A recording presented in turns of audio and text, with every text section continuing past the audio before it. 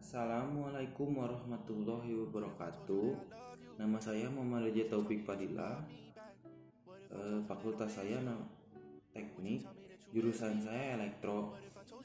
Di sini saya akan menjelaskan sedikit tentang kemagnetan. Fenomena ini sering kita jumpai dalam kehidupan sehari-hari. Contohnya pergerakan jarum kompas menuju arah utara, selatan, atau lebih tepatnya mendekati arah utara selatan. Yang pertama, gaya antar kutub magnet permanen. Salah satunya contohnya paku atau potongan besi yang tertarik oleh magnet. Sifat magnet permanen yaitu kemagnetannya tetap, kecuali ada gangguan dari luar seperti pemanasan suhu yang sangat tinggi atau pemukulan yang sangat keras. Yang ini magnet memiliki dua kutub utara dan kutub selatan. Sifat gaya antar kutub, yang pertama, jika sejenis itu dia akan tolak menolak, dan jika dia tidak sejenis itu dia akan tarik menarik. Dan besarnya gaya antara dua kutub berbanding lurus dan akan berbanding terbalik dengan kuadrat jarak antar dua kutub. Yang kedua, mengapa kutub magnet cenderung ke arah utara selatan? Karena kutub utara magnet jarum ditarik oleh kutub selatan magnet. Hal ini karena yang pertama itu kutub selatan magnet bumi berada di sekitar geografi bumi. Yang kedua, kutub utara magnet bumi berada di sekitar geografi bumi.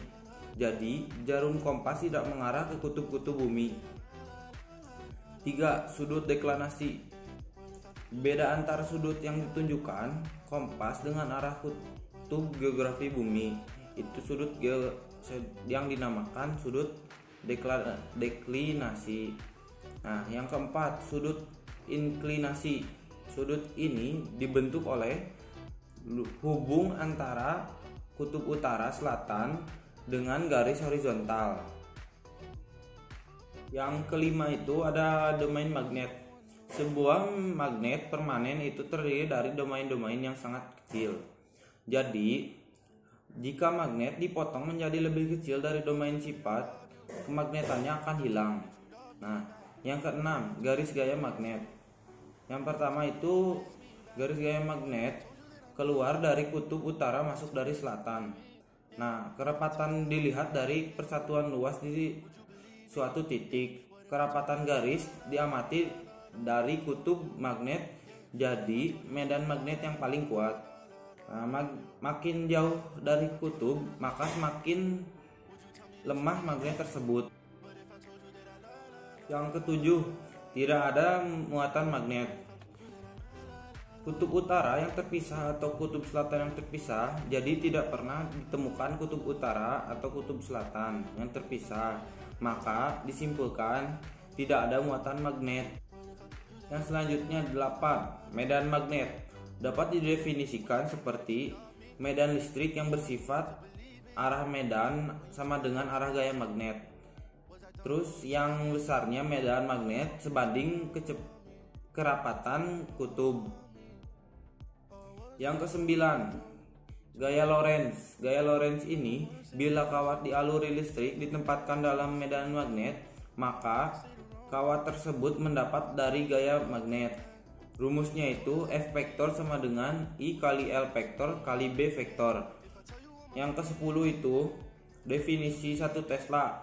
Jika kawat dialiri 1 ampere dan panjang kawat dikenai medan magnet adalah 1 meter, maka besar medan magnet itu sama dengan 1 Tesla. Yang selanjutnya 12. Pembelokan lintasan muatan dalam medan magnet. Seperti gaya benda pada bergerak melingkar beraturan, selalu bekerja ke arah pusat. Lingkaran sedangkan arah gerak selalu menyinggung lintasan tegak lurus. Bahwa lintasan yang masuk ke medan magnet dalam arah tegak lurus membentuk lingkaran. Terus yang selanjutnya ke-13, spektrometer massa. alat ini untuk menentukan massa atom dengan teliti. Terus ada spektrum dari yang ke-13 itu ada selektron kecepatan. Cara menghitung massa atom itu menggunakan selektron ini. Terus yang keduanya spektrometer massa lengkap yang mengandung listrik berada tegak lurus dan ruang pembeloknya mengandung medan magnet saja. Yang ke-15 yang selanjutnya massa isotop. Atom yang dalam intinya memiliki jumlah proton yang sama, tetapi jumlah neutronnya berbeda. Hanya berbeda pada neutron saja dan memiliki jari-jari lintasan yang sedikit berbeda. Yang selanjutnya 16 siklotron. Alat ini yang mempercepat muatan dalam lintasan lingkaran. Mempercepatnya menggunakan medan listrik bolak-balik dan medan magnet juga dipasang untuk membelokkan arah gerak muatan sehingga dapat dipercepat kembali oleh medan listrik dalam arah sebaliknya.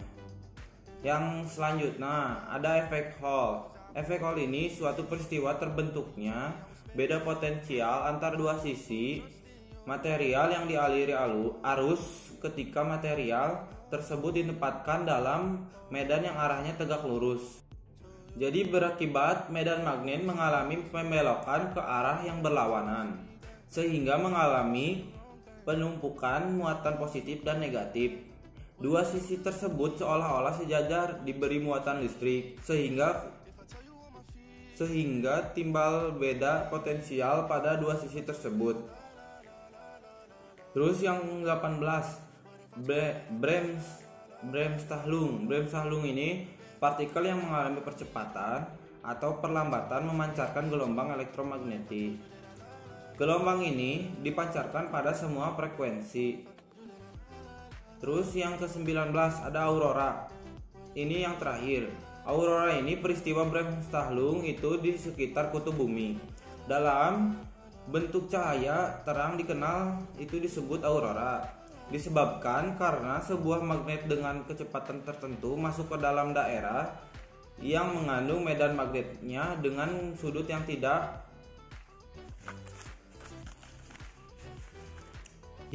tegak lurus.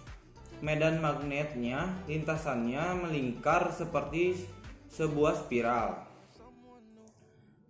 Selama bergerak spiral ini memiliki kecepatan sehingga memancarkan elektromagnetnya.